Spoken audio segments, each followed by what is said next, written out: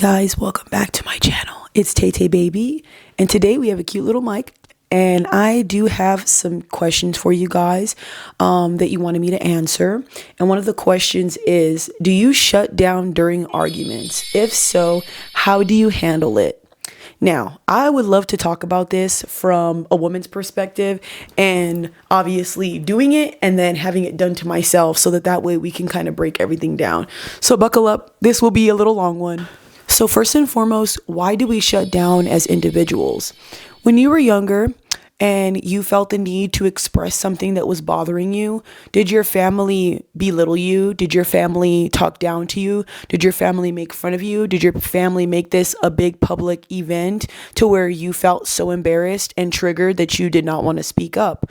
Or every time you tried to speak up, was your family always shutting you down and like, no, it's not that serious, and shifting blame and making you feel like you weren't good enough for a conversation?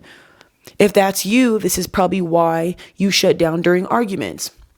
Now, I've definitely used to be the type of person to always try to explain myself and try to be heard and validated. And now that I'm older, I tend to shut down.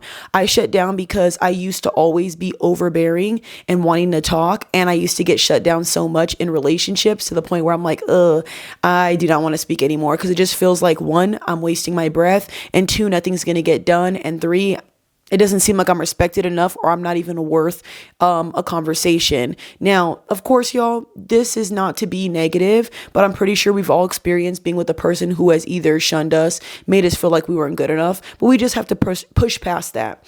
Now, my biggest thing with this type of situation, if you're with a partner who does not communicate efficiently, this is never going to work. If you have a partner who pushes your emotions to the side, this is never going to work. And if you have a partner who always wants to be right, this is never going to work. You need a partner who understands your perspective. How do you understand somebody's perspective? Well, understanding their triggers, their wants, and their needs. We all have childhood trauma, and a lot of the things that we do as adults stem from our childhood trauma. So if your partner does not know you intuitively, deeply, they are going to walk all over you, not on purpose sometimes, and they might not know how to help you. So you have to be very detailed with what you need. Remember, closed mouths don't get fed.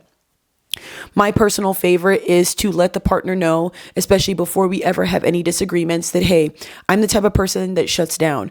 I cannot handle getting screamed at. I cannot handle when people put words in my mouth. And I'm explaining for me exactly what I need, y'all, so it can help you, like a little example. Because the moment I'm talking and somebody's like, oh, well, you think I'm dumb? I never said that. So I'm going to shut down because now it seems like you're adding stuff into the mix to create more problems.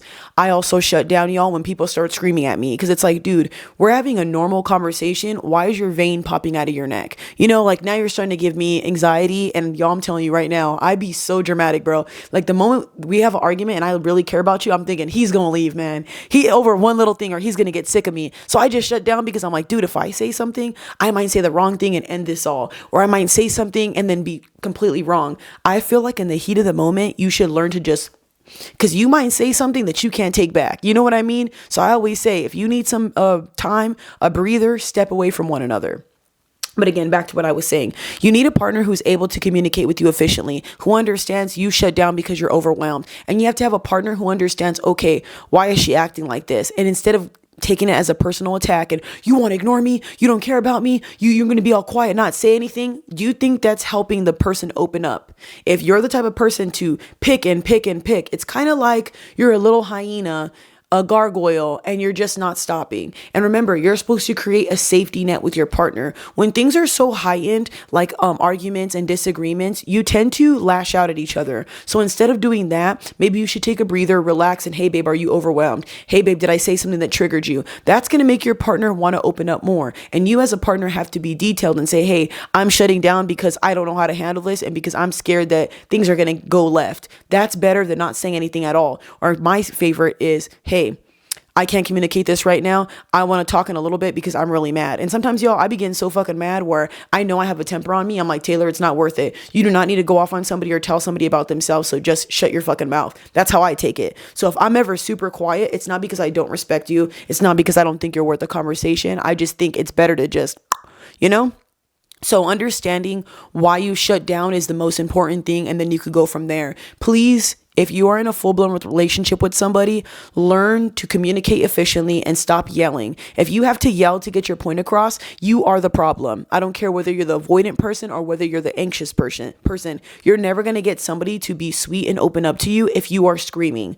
You know what I mean? Just really think about that. I don't think you as a person would want to be yelled at. You're a human being with feelings, and let's communicate efficiently. And like I said, if you're getting so frustrated, maybe it's time to walk away. I think that frustration is a sign from God saying, this is not worth it. Let's walk away. I know it's hard to do these things, especially when you're very used to yelling and screaming at each other, but I promise you, build better habits and you'll have better disagreements. You don't have to take everything as an argument. You don't always have to be right, and you don't always have to feel that your partner's going to leave you. A lot of the times people shut down because they don't want to ruin things, or they shut down because they're overwhelmed. Please do not always think that this entails everything about you and that makes the person not love you. No, they're going to love you more by you respecting their boundaries. And then vice versa. If your partner's anxious and they feel like you're going to leave them, tell them that, hey babe, I love you. I'm not going to leave you. I want to be with you. But right now, I don't see us going eye to eye. Let's talk in the next 30 minutes, and then actually stand by that. And then that way the anxious partner and the avoidant partner are both getting towards working something, which is to be together.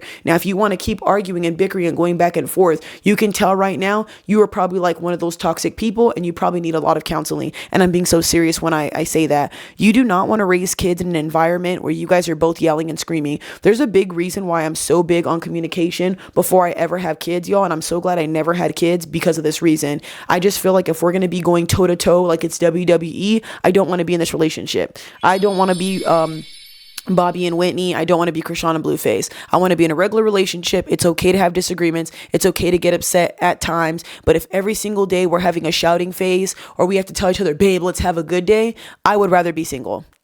But yeah, if you guys have any other questions, if you guys want me to go into detail about anything else, again, y'all, write down in the comments below. And please be sure to follow my Instagram. It's TayTayBaby. I will be posting stuff on my story because I like to do Q&As. So if you guys ever want to ask me a question, look out for those because I'll be doing those regularly every other day. So check that as well. And then, by the way, you guys, I do have a podcast called TKO Podcast. I will put the podcast here. It's on YouTube. I'll be sure to put it in the description below as well. It will say TKO Podcast, and our Instagram is TKO Podcast _. I'll put it here.